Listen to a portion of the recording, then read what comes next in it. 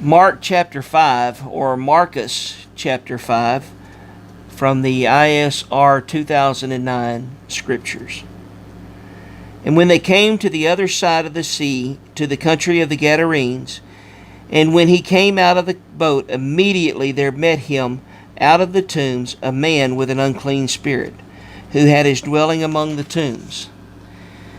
And no one was able to bind him, not even with chains, because he had often been bound with shackles and chains, but the chains had been pulled apart by him, and the shackles broken in pieces, and no one was able to tame him. And continually, night and day, he was in the mountains and in the tombs, crying out and cutting himself with stones. And seeing Yeshua from a distance, he ran and bowed down to him.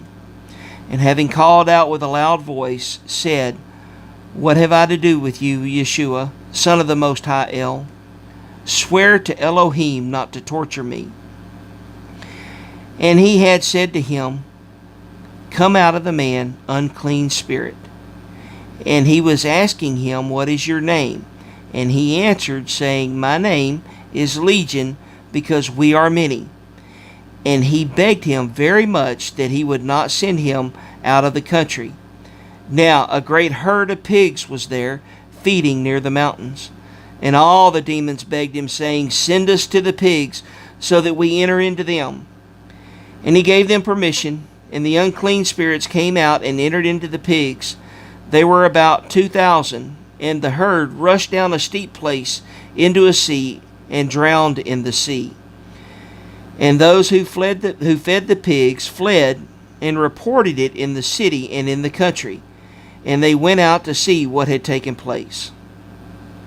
So they came to Yeshua and saw the demon-possessed one, him who had the legion, sitting and dressed and in his right mind, and they were afraid.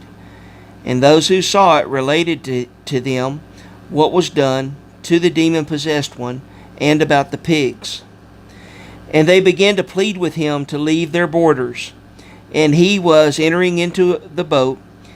And as he was entering into the boat, he who had been demon-possessed begged him that he might be with him. And Yeshua did not allow him, but said to him, "Go home to your friends and report to them what the Master has done for you, and how he had compassion on you." And he left and began to proclaim in Decapolis all that Yeshua had done for him, and all marveled. And when Yeshua had passed over again by the boat to the other side, a large crowd assembled to him, and he was by the sea. And see, one of the rulers of the congregation came, Yair by name, and when he saw him, he fell at his feet, and begged him strongly, saying, "My little daughter lies at the point of death. Come lay your hands on her to heal her, and she shall live." And he went with him, and a large crowd was following him, and they were thronging him. And a certain woman had a flow of blood for 12 years, and suffered much from many physicians, and spent all that she had, and was no better, but rather became worse. Having heard about Yeshua, she came behind him in the crowd, and touched his garment. For she said, "If I only touch his garments, I shall be made well."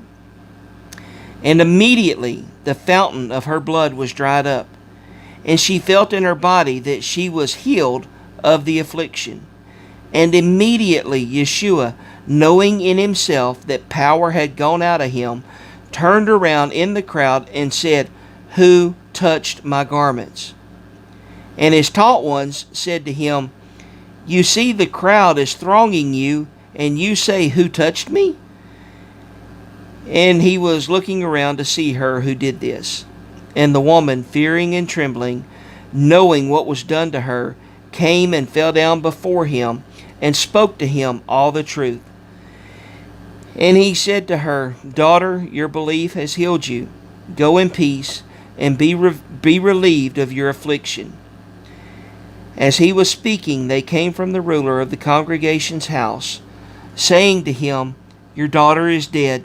Why trouble the teacher any further?" But having heard the word that was spoken, Yeshua said to the ruler of the congregation, Do not be afraid, only believe." And he allowed no one to follow him except Kepha and Jacob, and Johanan, the brother of Jacob. So they came to the house of the ruler of the congregation, and saw a commotion, and much weeping and lamenting. And coming in, he said to them, "Why make this commotion and weep? The child has not died, but is sleeping." And they were laughing at him. And when he had put them all out, he took the father and the mother of the child, and those who were with him, and went in where the child was lying. And taking the child by the hand, he said to her, "Talitha Koum," which is translated, "Little girl, I say to you, arise."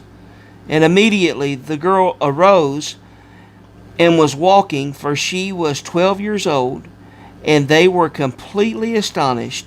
But he ordered them many times that no one should know it, and said that she should be given food to eat.